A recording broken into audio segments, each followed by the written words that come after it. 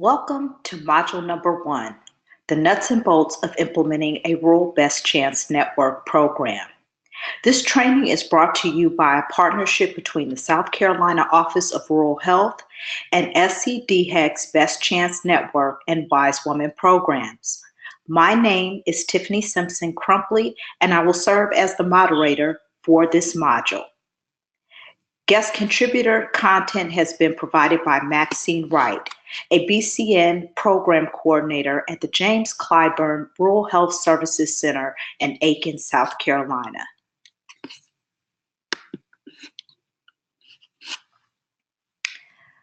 Funding for this training was made possible in part by the Centers for Disease Control and Prevention. The views expressed in written training materials or publications and by speakers and moderators do not necessarily reflect the official policies of the Department of Health and Human Services, nor does the mention of trade names, commercial practices, or organizations imply endorsement by the U.S. government. By the end of today's learning session, you will be educated about the Best Chance Network program and its companion Wise Woman program, often referred to as the dynamic duo of early detection and intervention for breast cancer, cervical cancer, and cardiovascular disease in uninsured women. You will also learn about the importance of getting women screened in rural communities and learn basic steps of an effective BCN rural program. Rural mortality rates for breast cancer are the highest in Williamsburg County, Chester County number 2, and Orangeburg County number 3.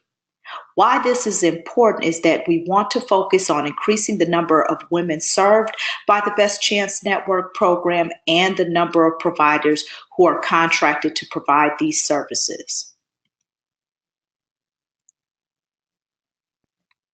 This map illustrates the impact of breast cancer deaths in different parts of South Carolina, with the PD region being most adversely affected by breast cancer death rates, with the Midlands close behind them. The same trend exists for cervical cancer mortality rates. Again, the PD region is hardest hit by cervical cancer deaths and much of the upstate. So this is the priority in terms of increasing the number of women served and the number of providers offering the BCN program. What we have learned in our interviews across the state with Best Chance Network program coordinators, in order to have an effective Best Chance Network program, there must be one person whose sole job it is to manage the Best Chance Network program.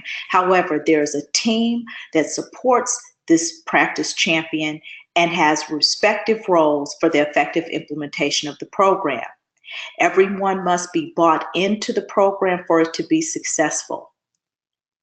Also, many BCN program coordinators were concerned that many women did not know that there were programs that existed in their communities. So as a solution, they suggested doing BCN messaging at church services, on Facebook and other social media platforms, radio, local newspapers, and billboards in the community where women in rural communities tend to congregate.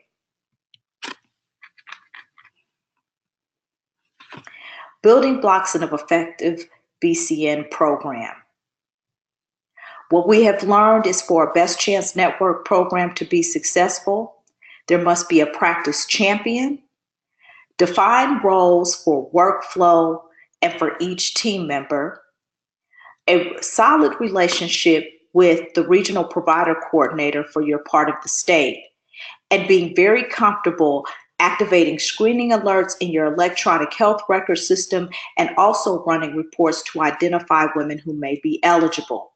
The system also is very relevant for automating patient reminders for people to come in for annual screenings.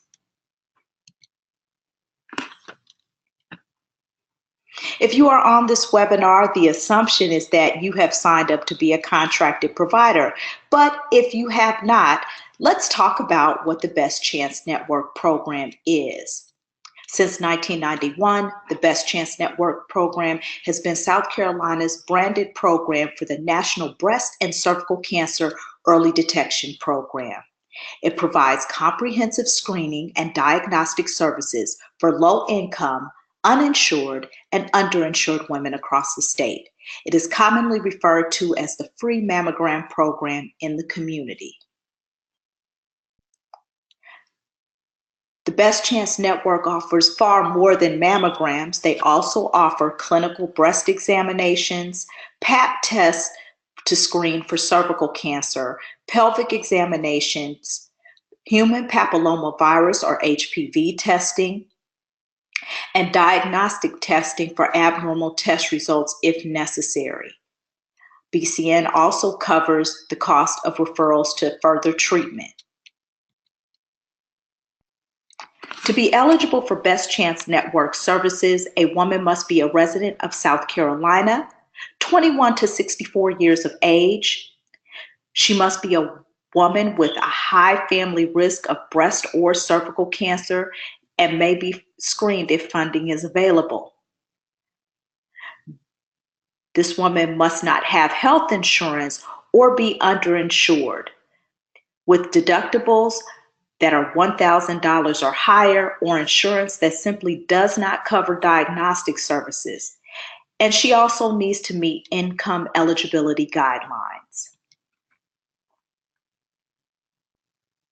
Here you see income limits for family sizes starting from 1 in the household up to 8 members of the household. Any households that have more than 8 persons, please add $10,450 per person. What is the Wise Woman program? This is offered as a companion to the Best Chance Network program and stands for Well-Integrated Screening and Evaluation for Women Across the Nation. Since 2008, the Department of Health and Environmental Control has offered the Wise Woman program to reduce risk for heart disease in low-income women from 40 to 64 years of age. Services focus on cardiovascular disease screening, health coaching, and lifestyle changes, with a focus on controlling high blood pressure and weight management.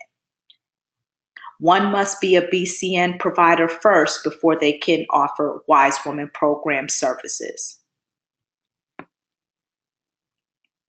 Why should all of this matter to you as a provider? Number one, routine screening can detect breast cancer, cervical cancer, and signs of heart disease early and save lives. Number two, you may be leaving money on the table as a provider if you are already providing services to women who are self-pay or underinsured. There is a payer source that can cover the cost of these life-saving prevention services. This program can bring revenue to your practice by covering the cost of initial and follow-up visits for each program. Number three, rural counties in the PD region have the highest number of breast and cervical cancer-related deaths in the state, and therefore we are looking to recruit additional providers to provide these services to more women in the PD region. Stories from the field. Maxine Wright, a BCN coordinator, has contributed content on how to set up your BCN program. She is a laboratory manager by trade, a native of the area from Bath, South Carolina. She is a certified phlebotomist and received her certification from Aiken Technical College. She has been managing the center's Best Chance Network for 4 years and is now being implemented at 3 sites throughout the county. Her basic steps for BCN program setup includes the following. Number one, designate a practice champion to manage the day-to-day operations for the program. Number two, assign roles for each staff member based on their skill set, strengths, and that they operate at the highest level of their certifications. Number 3, make a checklist with key information you will need to enter on BCN billing forms for each team member, or a universal list that everyone can refer to. Number 4, run a report from your electronic health record system to identify women who may be eligible for services. Number 5, once you have run your report, contact your patients via phone call, text reminder, email, or mailed letter. Maxine recommends that you use a combination of different methods to contact women because they may sign up with a cell phone number that no longer is in operation. So employing the use of different notification methodologies will be helpful in getting women into your practice. Number 6, schedule an appointment for your patient and immediately request a PA code from the Medit system. If you are a contracted provider, you should have received a login and password to access the Medit system. This is critical for securing PA codes or prior authorization codes to be approved for services and ultimately be reimbursed for the care that you provide the woman through the Best Chance Network program. Number 8, ensure that your electronic health record system includes fields for entering BCN clinical information and built-in screening reminders for patients. Number 9, while optional, a best practice is to develop a bi-monthly meeting twice a month to review your workflow process and make revisions as needed to avoid duplication of efforts for program services being offered to eligible women in your practice. This is a sample form that Maxine created herself with very detailed steps on how to start the process for serving a woman who may be eligible for the BCN program. This is an example of a form that you can rip off and duplicate and customize for internal use. This form does not replace official DHEC forms that you must submit for payment. This is an internal tool to make the process simply easier and to inform everybody of the critical information that is needed and how to route it back to your practice champion. This is a screen on how to request a PA code. This is a part of a larger training that you may take at a later date on the Medit system and how to request a PA code and use it to effectively implement your program. This is another example of an internal tool created by Ms. Wright. This is a letter reaching out to the patient to encourage them to come in for annual women's services screening, and explains the Best Chance Network and simply says that the practice is concerned and that the woman should call in for an appointment. So this is one of 2 or 3 ways that a patient can be contacted to be brought in for services. You might ask, how does the Best Chance Network program benefit your practice? Number 1, it's increased revenue from initial screening appointment and follow-up visits of the women you serve. Also, if you're looking to improve on your HEDIS measures or pursuing PCMH or patient-centered medical home accreditation, the services that are provided through the BCN program achieves clinical quality measures and thus puts your practice in a position to renegotiate contracts for higher payment from private payers as well as Medicaid. Also, by serving as the point of entry for breast and cervical cancer screenings, you have the opportunity to keep that patient in your medical home for the long term.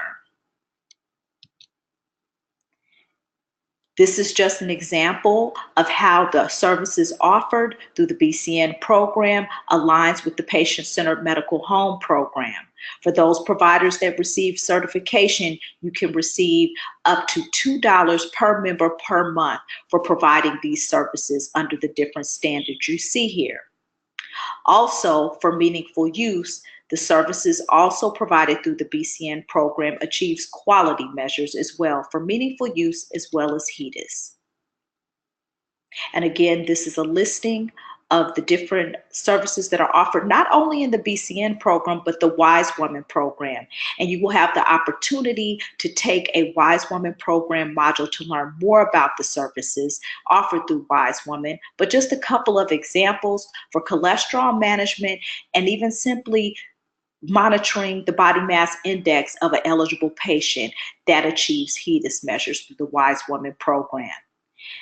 And if your practice is looking at qualifying and going through the process for the quality payment program under MACRA and MIPS, this is also ways that BCN can neatly align with the other quality improvement efforts in your practice. So we've covered the basics of what you need to implement a program, but there are technical assistance providers that are available to assist you. This is Hazel Keels. She is a nurse navigator and can partner with you to problem solve when a woman has abnormal test results and how to effectively refer her to care and to keep up with how the patient is doing. Earlier in the presentation, we referenced regional provider coordinators who are boots on the ground for DHEC's breast cancer prevention program, and they offer consultation around the Best Chance Network program. This is Jane Tennis. She is the regional provider coordinator and lead for the Midlands region. Jimmy Ellis is the regional provider coordinator for the PD region. Barbara Talley serves as the regional provider coordinator for the Low Country, and these are their contacts.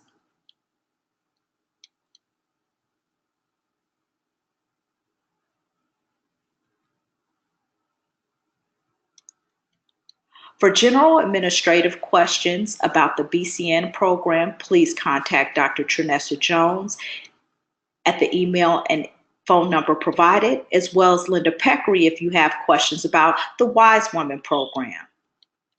And I'm Tiffany Simpson, and I serve as the education and training consultant and develop content for the training modules that you will participate in the future. Also, if you need basic advice in terms of how to configure your EHR to run reports for the BCN program, another source of help is LaShonda Pettaway Brown. She serves as the quality improvement coach at the South Carolina Office of Rural Health, and her information has been provided. For all other questions, DHEC has a cancer division hotline. Or if you'd like to become a provider, you will call this 1-800-450-4611 number to have your questions answered and to become a provider. You have now completed module number 1, implementing the nuts and bolts of the Rural Best Chance Network program. Thank you for your participation today. Please proceed to take the quiz for this module, as well as if you would like to review a webinar replay from the 2017 series that has also been provided as well. Thank you.